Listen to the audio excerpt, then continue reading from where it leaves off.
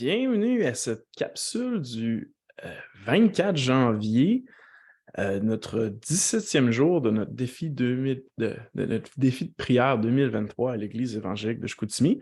Nous sommes dans Romains 12, entre les versets 5 à 8, et notre titre est La prière pour nos ministères à l'Église évangélique de Chicoutimi. Je vais faire la lecture du texte, puis ensuite quelques commentaires pour nous guider. Verset 5 de Romains 12. Ainsi, nous qui sommes plusieurs, nous formons un seul corps en Christ et nous sommes tous membres les uns des autres. Puisque nous avons des dons différents, selon la grâce qui nous a été accordée, que celui qui a le don de prophétie l'exerce en proportion de la foi. Que celui qui est appelé au ministère s'attache à son ministère. Que celui qui enseigne s'attache à son enseignement et celui qui exhorte à l'exhortation. Que celui qui donne le fasse avec libéralité, que celui qui préside, qui dirige, le fasse avec zèle, que celui qui pratique la miséricorde le fasse avec joie. Alors, je commence en vous partageant une illustration.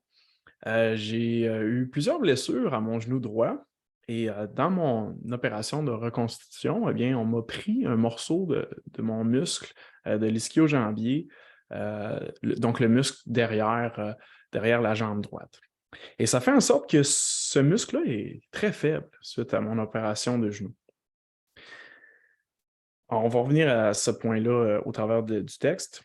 Au verset 5, on note un petit peu le contexte de notre texte aujourd'hui.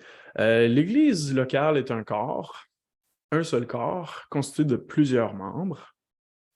Et donc, on voit que dans ce système qui est vivant-là, le corps a besoin de chacun de ses membres. Si chacun des membres ne fait pas sa fonction bien particulière, eh bien, l'ensemble du corps euh, il va y avoir quelque chose de manquant, sa santé ne sera pas optimale. Première observation au verset 6. Puisque nous avons. Alors, la parole de Dieu me dit ici que j'ai un don. J'ai un don qui m'est propre, puisque Marc-André a un don, puisque, mettez votre nom, un don. Souvent, c'est le premier obstacle à l'idée de faire sa juste part dans le corps de Christ.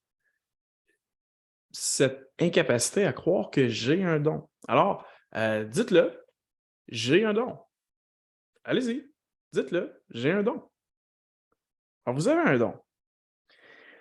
Deuxième chose que je veux observer dans le texte, ainsi, puisque nous avons des dons différents selon la grâce qui nous a été accordée. Je souligne selon la grâce qui nous a été accordée. Alors, le don que vous avez, il est selon le cadeau de Dieu, selon la grâce de Dieu, selon l'intention de Dieu pourvue. Ce don que vous avez, que vous l'aimiez ou que vous y soyez réticent, Dieu l'a voulu. Alors dites-lui merci à Dieu. J'ai un don et Seigneur, je t'en remercie. Ça doit être un petit peu notre posture de prière aujourd'hui. Selon la grâce qui nous a été accordée. Alors ce don-là, il est selon la mesure de grâce, selon la portion précise que Dieu a voulu vous donner. Alors ça sous-entend un petit peu l'idée que dans le corps dont chacun, nous sommes des membres, chacun a sa part à faire. Chacun a sa part à faire. Je dois faire ma part. Je ne dois pas faire 0 part. Je ne dois pas faire 2 parts ou 3 parts ou la part de 10 membres. Je dois faire la mienne. Vous savez, quand on se sert trop d'une partie de notre corps, eh bien, on a des blessures de surmenage.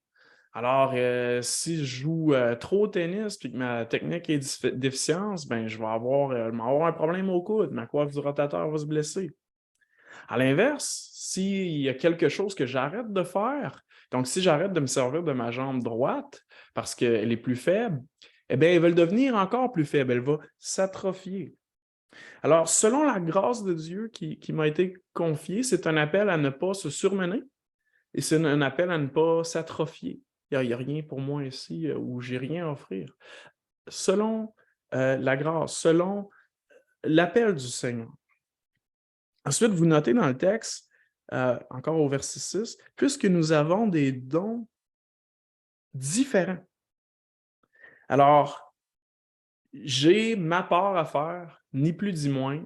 C'est correct que l'autre soit l'autre, et c'est correct que moi, je sois moi, et nos différences sont voulues par Dieu. Et c'est ainsi que nos églises sont belles et fortes, parce que nous sommes épanouis dans nos différences, nos différents dons, et non pas conformés dans un genre de même moule un petit peu étrange. Alors, Seigneur, que je fasse ma part, non pas la part des autres, ni deux parts, ni moins que ma part, mais que je fasse, Seigneur, ce que tu m'as donné.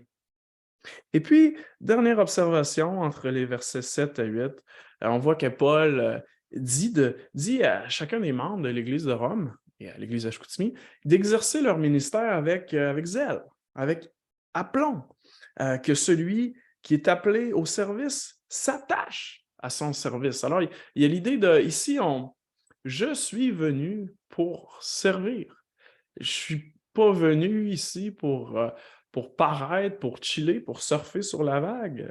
Alors, je veux m'engager à apprendre dans mon service. Je veux tenir parole. Je dis que je fais quelque chose, ben je le fais. Je veux être réaliste. Je veux bien faire les choses. Non pas selon 10 parts, non pas moins que ce que le Seigneur m'appelle à faire, mais la juste part. Alors, Seigneur, sonde-moi. Suis-je négligent? Est-ce que je suis difficile à travailler avec? Est-ce que je suis intransigeant? Seigneur, je veux t'honorer en étant une partie saine du corps. Merci des dons que tu m'as donnés. Merci de la part que tu me réserves afin que je serve avec joie en étant épanoui pour la santé du corps et pour ta grande gloire. Bénis-nous aujourd'hui dans ces réflexions. C'est dans le nom du Seigneur Jésus que je prie ces choses. Amen. Bonne journée à tout le monde.